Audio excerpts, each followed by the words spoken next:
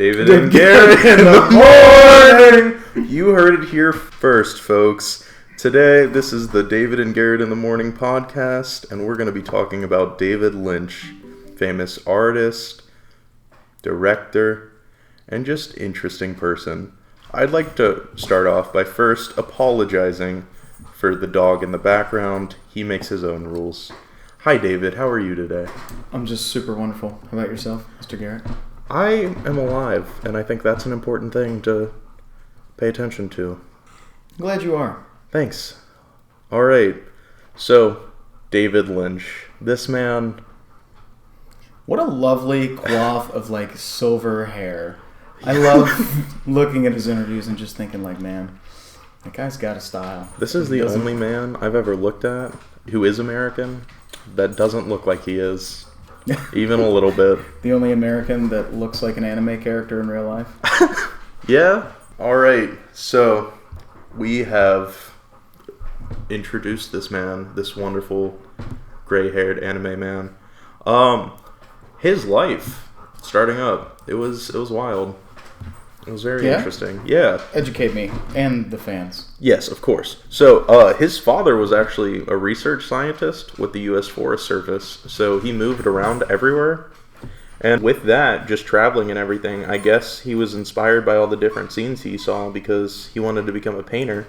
And after he graduated from high school, he enrolled at the School of the Museum of the Fine Arts in Boston. He later studied at Pennsylvania Academy of the Fine Arts. That place right there, that's where he did his first film, his Six Men Getting Sick, and that's what really kicked off his whole career, but we'll get back to that later. Yes, please. Of course. In 1970, he became a student at the American Film Institute's Center for Advanced Film Studies, where he began working on his first feature film. You may have heard of it, Eraserhead. Yes. That was shot over a couple years, and then it baffled and repelled critics and so many viewers, and it eventually became a cult favorite on the midnight movie circuit. So I'm going to just throw in a little something about that real quick. Of course. Just a little anecdotal piece that I saw in an interview about that is he was asked post-movie, post-launch, post-premiere, all that, what he intended the audience's reaction to be. And it was funny because for a guy who always seems like he has the right answer to every question and something prepared, maybe it was just early in his career or maybe he just wasn't ready for that question, whatever the case may be. Yeah. He really struggled with answering it, and he stumbled in such a way that he was like, well, I didn't really think about how the audience would react to this. I mean, if I go further and I do more, make more films and things like this, I'll probably have that more in mind. But at this time, it was an abstract film and not in such a way that things were disjointed and intentionally ill-fitting. It was made to be a true abstract film because it was getting through abstract ideas, and I just wanted to make an honest film. I didn't really think about the audience. I thought that they would just they would figure it out as they go, and I just wanted to make an honest piece of art. I thought that was fun. Yeah, I think that really shows because just going through everything that I've seen, you can tell the big difference between that film and his later movies like Blue Velvet and Mulholland Drive, because he eventually started to pick up actors from his work in Twin Peaks that he wanted to keep throughout all of them, and most of them I don't think even are in Eraserhead. Plus there's a big stylistic difference between the two. Eraserhead's in black and white, and there's just a more eerie feeling that is presented in his other movies, but in that one especially, it's just more off-putting and grotesque than it is just curious. Oh, yeah. Yeah. We can not have to talk about the little E.T. thing. We'll just keep going. Yeah, I agree. I don't want to talk about the poop with eyes. His personal life it's an interesting thing. Good. It is... interesting is the word I'm going to use.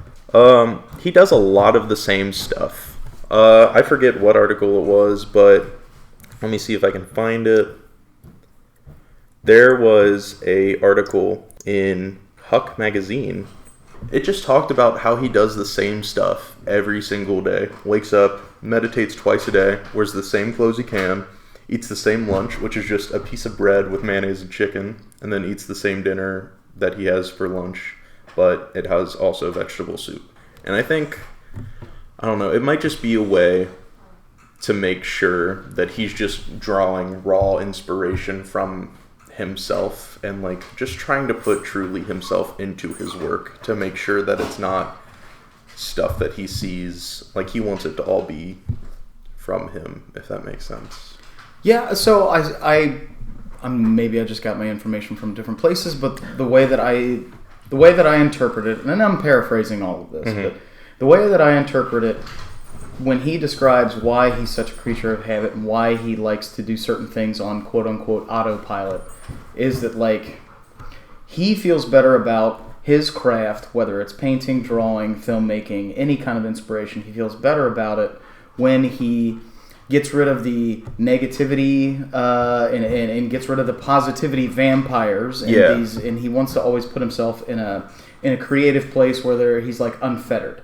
So he likes his area where he's working to be clean. He likes habitual actions like you're talking about, eating the same lunch, eating the same dinner, because he feels like his mind is more free to do whatever it's going to do and be inspired and go all the weird places and interesting places that it'll go when he doesn't have all of those other things potentially distracting him from those glorious ideas. Yeah, in that same article, it was talking about also how he basically has his assistant do everything for him, like even his grocery shopping and everything. Like, he just stays in his studio.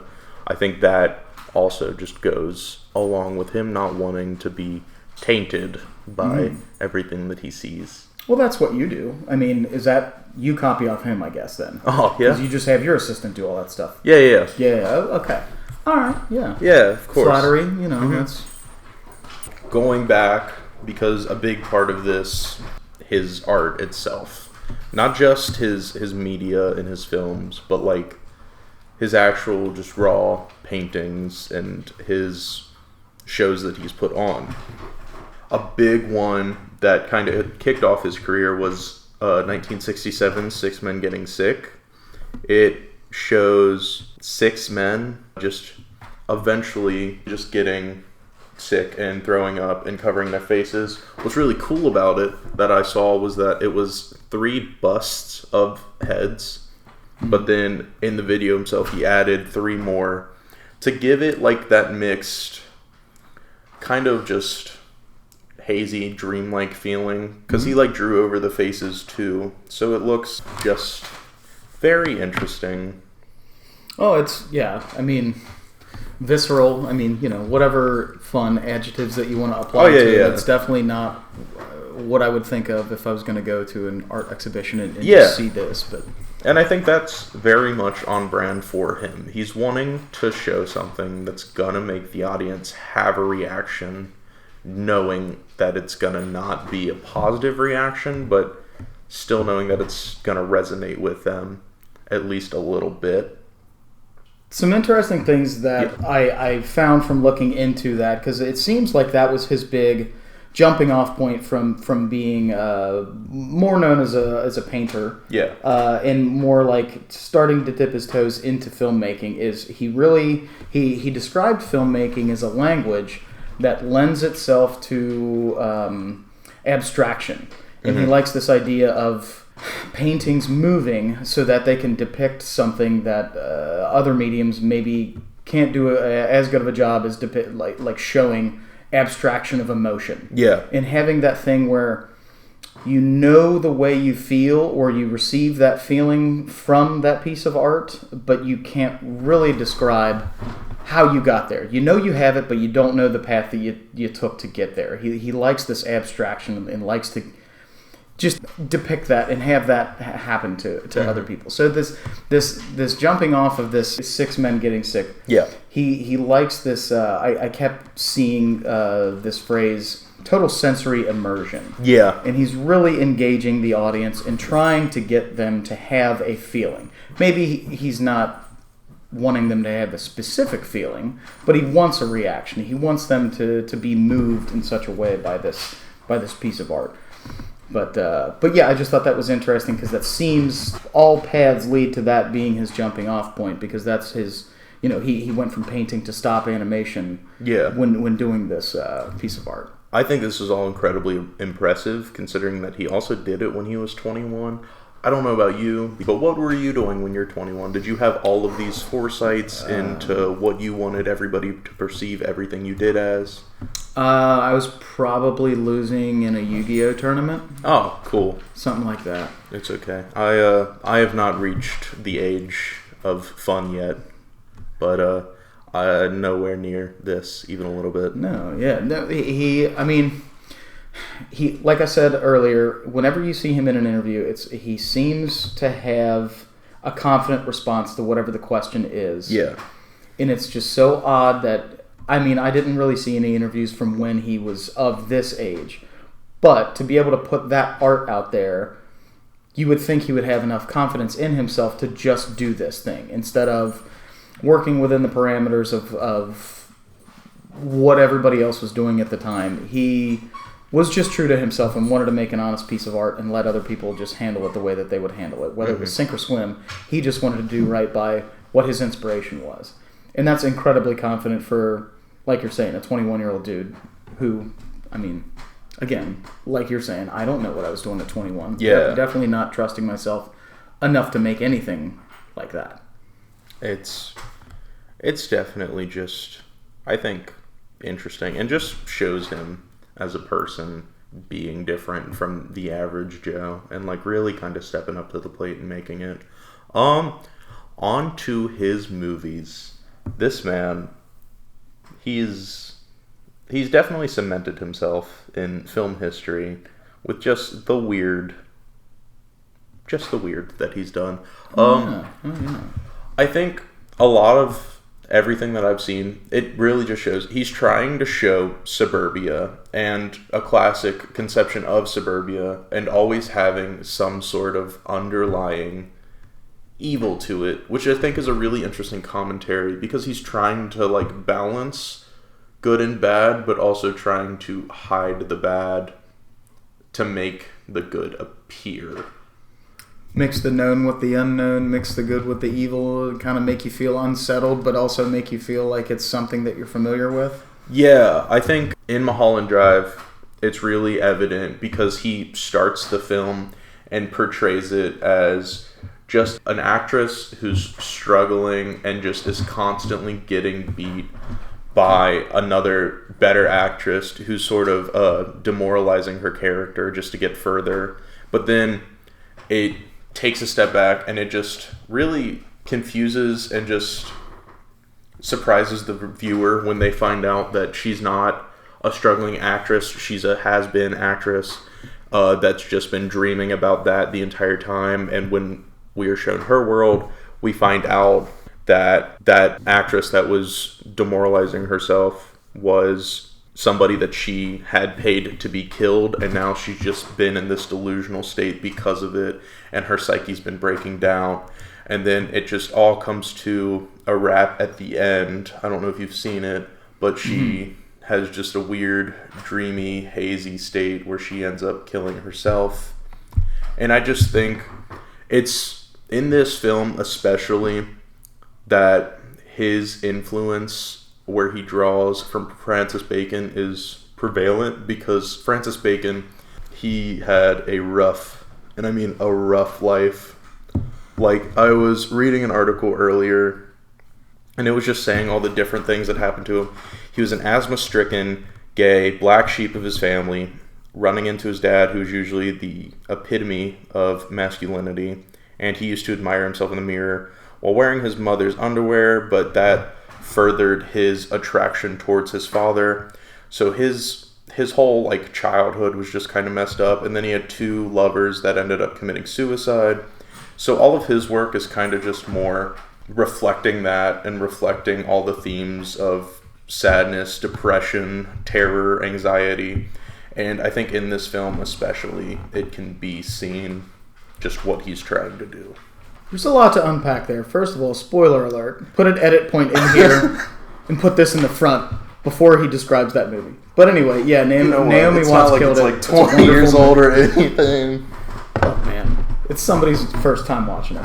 But, Yeah, no, it's speaking to the Francis Bacon stuff and his inspiration by that. I saw an interview with David Lynch where he was trying to tell people that you don't have to go through trauma and struggle to be a wonderful creative person. Mm-hmm. And then the example that he used was Van Gogh. Like, Van Gogh had gone through trauma and he had been through terrible things, but when he was painting, when he was being an artist, when he was doing the work, that was his happiness. So when he was being productive is when he was the happiest. So the thing that most people think that they need to pull from trauma and things like that to be inspired and to create something good, and there's nothing wrong with that. A lot of people do that. Yeah.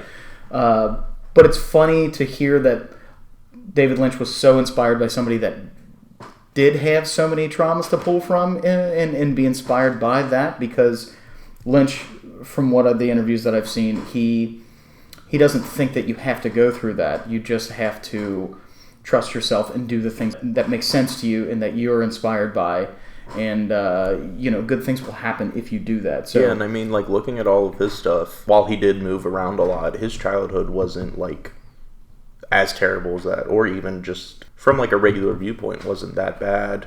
He mm-hmm. just, and like, he is doing this and creating all these things, and he's not needing this trauma to pull from. Yeah, no, he needs to have his creative space. He likes to, like we talked about, get rid of the negative energy and have a clear head. But he feels like you can be mused, you can be inspired by anything around you. You just have to be ready for it and prepared. What he's done to the art world, I think we've mostly covered it, but I think there's some stuff, just like how with his art has evolved and transgressed from the 60s to now. Do you have any opinion on this? I mean, I don't know a lot of people that reference his art more so than his films. I think more people are familiar with his films. So, in my opinion, is that I think that his footprint that he's left on the art community is that of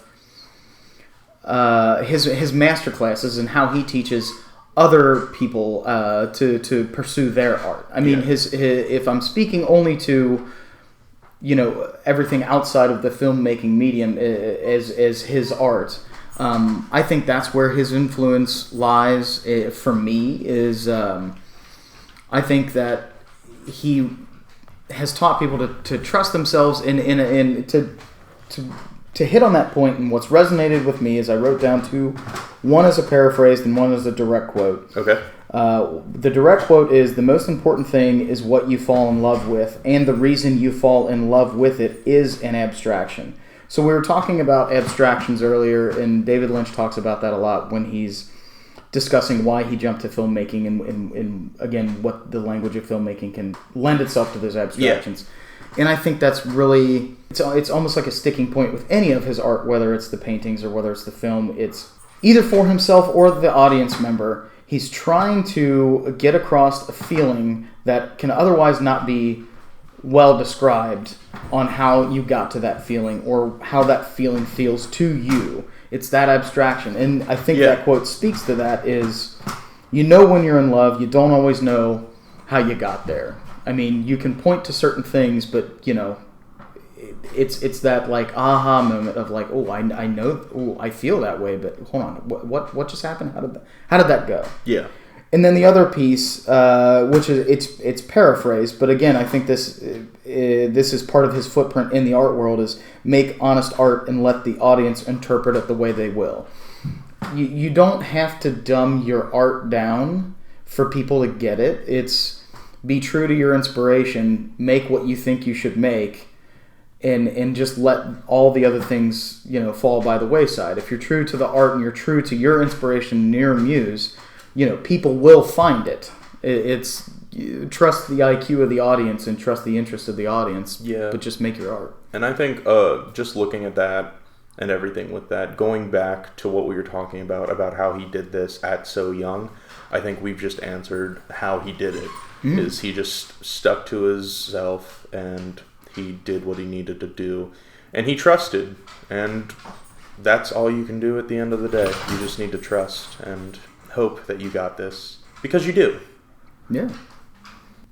I think, overall, now that we're coming to a close, it's just important that you, the viewer, understand that the takeaway from this is you need to be yourself. You don't need anything in your life in order to do what you want, as long as you just feel as if you can do it. And that being said, I think we are now at a close. So if you would like to sing the ending rap, I'll drop you a sick beat. Are you ready, David? Bye.